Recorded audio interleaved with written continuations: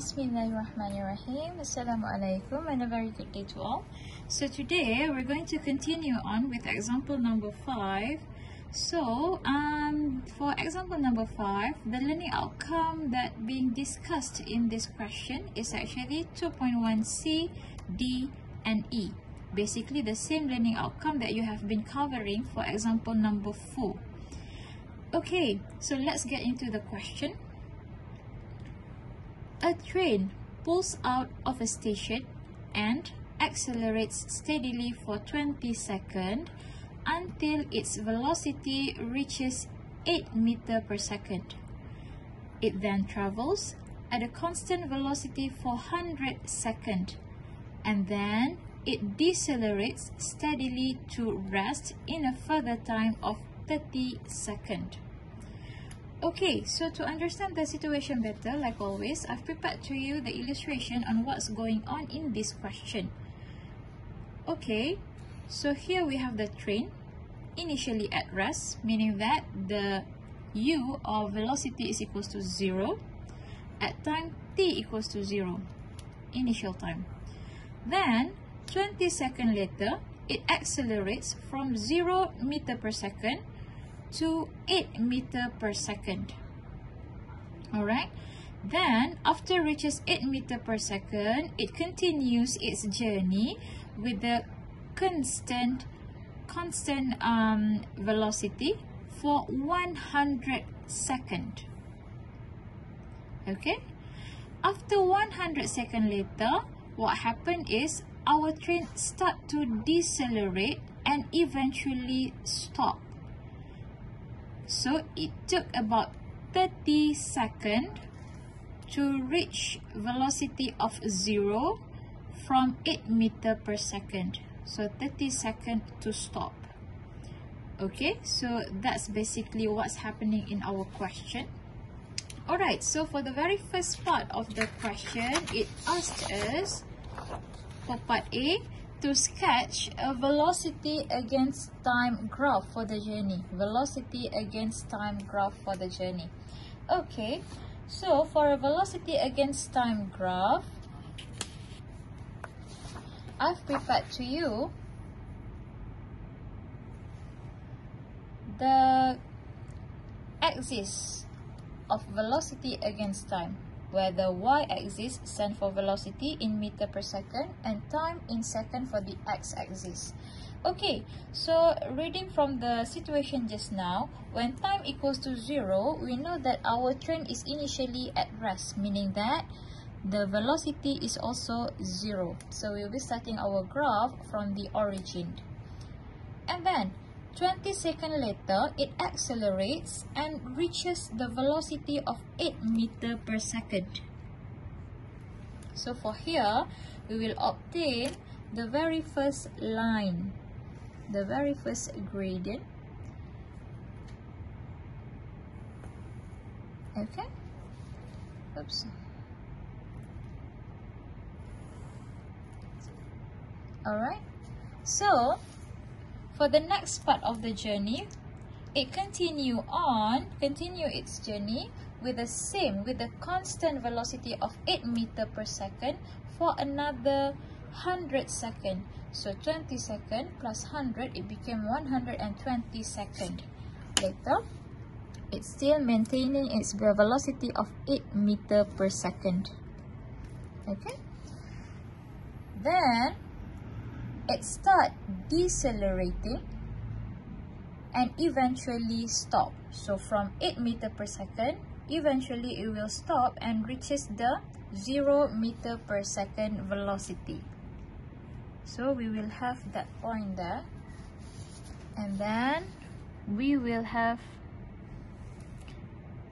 a negative gradient of this graph, as you can see here. Okay, so roughly from this graph, we know that previously our train is accelerating and then moving with a constant velocity and then decelerate and eventually stop. So that's the very first part of the task from this question. So for the next one, part B, we were asked to calculate the acceleration and the distance traveled in each part of the journey. Calculate the acceleration, okay, first part, and then the distance traveled. Alright, so there are two question or two parts in this sub question of B. Okay, so in order for us to calculate the acceleration and the distance, we should be referring to the graph that we have drawn. So for a velocity against time graph, basically the acceleration is the value of the gradient of the graph. So as you can see for this graph, there are three parts that contain three gradients. The first part is when time equals to 0 to 20 seconds. The second part is from 20 seconds to 120 seconds. And third part is 120 seconds to 150 seconds. So we should be having like three gradients, meaning that three accelerations, and also the distance for that it's covering for each part. Okay, so calculating for the very first part of the graph, the gradient 0 to 20 second. So for 0 to 20 second, as you can see here, alright, so like I've explained to you earlier, we want to find the acceleration, that is the gradient of the graph, and also we want to find the distance that is covering for each time it's involved. Alright, so the distance is supposed to be the area under the graph. So for the very first part, 0 to 20 second, the gradient, meaning that the acceleration of the motion, is supposed to be 0.4 meter per second square. So that is the value of the gradient of our first part of the graph. Okay, and then the distance is basically the area under the graph. So area under the graph for this motion, for the very first part, 0 to 20 seconds, as you can see here, it is actually a triangle. So that is why for the calculation, I've calculated it using a triangle area formula. Alright, then we managed to get 80 meter. For the second part of the graph, as you can see, for this part, when time equals to 20 seconds, up until 120 seconds, what is happening? Our train is maintaining its speed of 8 meter per second. So the acceleration or the gradient is equivalent to 0.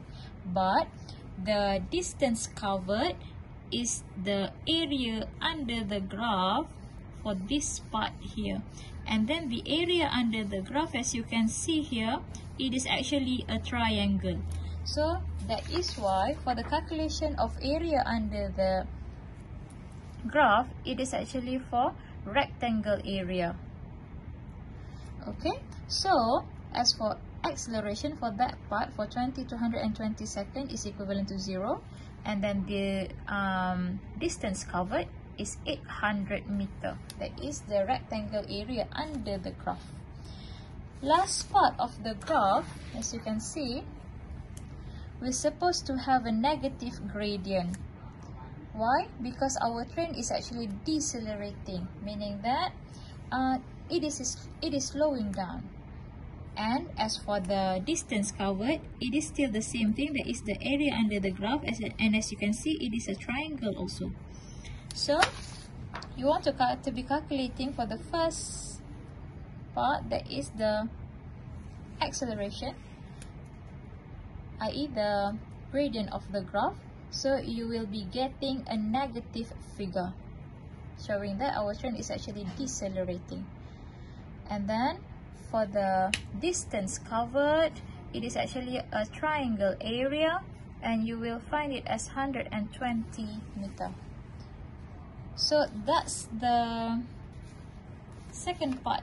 That's for the second question of this example, question B. Next, moving on to the question C, we want to calculate the average velocity for the journey.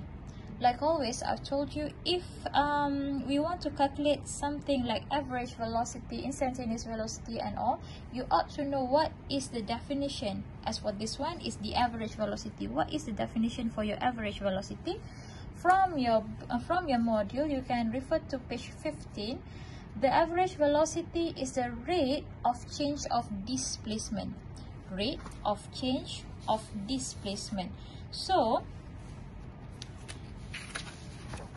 going to the solution, I've written down here that the average velocity is basically the rate of change of displacement. So, you want to have the final displacement minus initial displacement divided by final time minus initial time. Okay, so for this example, distance is equivalent to the displacement because there are no negative region of the graph. Okay, so we want to find V average. We want to find the total distance covered. So, meaning that total area under graph that you have calculated just now. Divide by, this is the total time. Okay, so from this graph, you have calculated 3 different areas and you want to total them up, sum them up, and divide by total time that they have taken, that is 150 seconds. And from there, you will get the value of 6.67 meter per second as your V average. Okay, so that is the final question for this example number 5. I hope you do understand my explanation well. If there's anything you want to ask, just come and see me. Alright, so I'll stop here. Thank you very much for watching. I'll see you in my next video.